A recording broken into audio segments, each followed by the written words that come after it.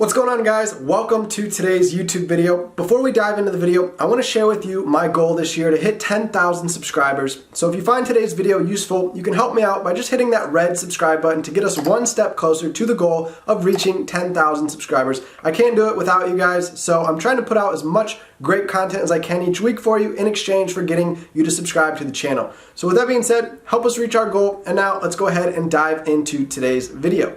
In this video, we're going to take a look at the different pin formats that you can now use on Pinterest. So here we are on the business.pinterest.com website. So we are, on Pinterest's website, basically looking at their business section where they give a lot of tips to creators who are using Pinterest for business, for marketing purposes, for your brand.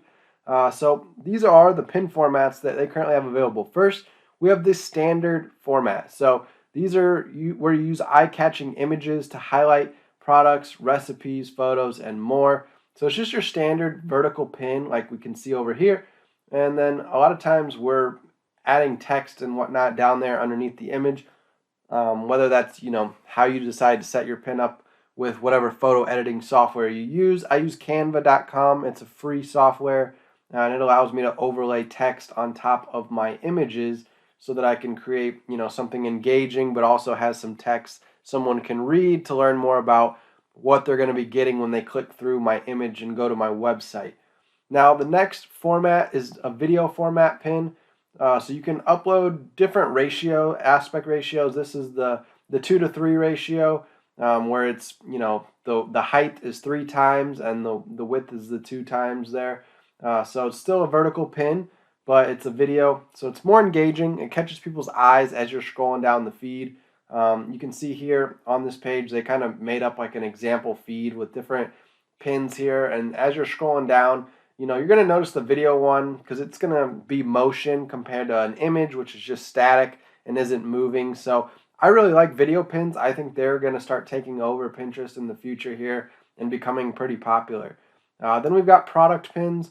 So this is where you actually can put pricing and different information about your product into the pin as you're uploading it. And this allows people to see prices and different information on the pin itself as they're scrolling through the feed. So it's another way to differentiate from just having an image. You can actually have an image this time, but it's also, has additional information like the price so that people understand that, hey, if I click on this pin, it's going to actually take me off to another website where I can learn more about the product. So a lot of people get on Pinterest actually for making purchasing decisions. I know I do. I get on there all the time looking up ideas for how to decorate my home or painting ideas for my house. So a lot of people get on Pinterest and use it as a shopping inspirational tool for what kind of things to buy or do with their life and their house. So let's go on to the collections pin. This is going to be, the big image that shows up here, and then kind of like a banner carousel down here with other images, so they can, people can click on the hat one, or they could click on the watch or the bow tie, and it's going to make that, pop up big on the screen where this guy is currently. Also, you can see he tied everything together, so it's a collection, in other words. So we've got the bow tie here that he's wearing. We've got, the necklace watch here that he's got on, and then we've got the hat here that he's wearing. So that's a creative way to use a collection pin. Lastly, we've got the story pins. These are coming now to Pinterest as a new feature. It's just like Instagram, Snapchat, Facebook, how you can get on and look at other people's stories, and you sit and just tap on the screen and scroll through. So we've got the different bars up here at the top that indicate different posts is all combined together into one story. And so, you can use text here. I would recommend using text because not everybody's going to have audio turned on. Same with video. We go back to this video here. You can use text in your videos, or you can, talk in them. But most people might be scrolling and not have audio turned on, or the audio might be muted. So using some sort of text overlay that pops up on the screen while they're watching the video is a good way to communicate your message. Same thing with stories. You can see they've got text popping up on the screen here because not everybody's going to have that audio turned on. So those are the 5 different formats you have available to you as a creator right now to help market and tell your brand story. We've got the standard image pin. We've got the video pin. We've got product pins that have more information than a standard pin. We've got collections where you can get creative with, if you're like a fashion business, you can show different pieces to a collection.